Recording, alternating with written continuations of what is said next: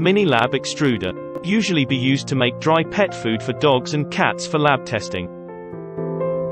The shapes and sizes can be various by changing dies. The flow chart is flour mixing, conveying, extruding.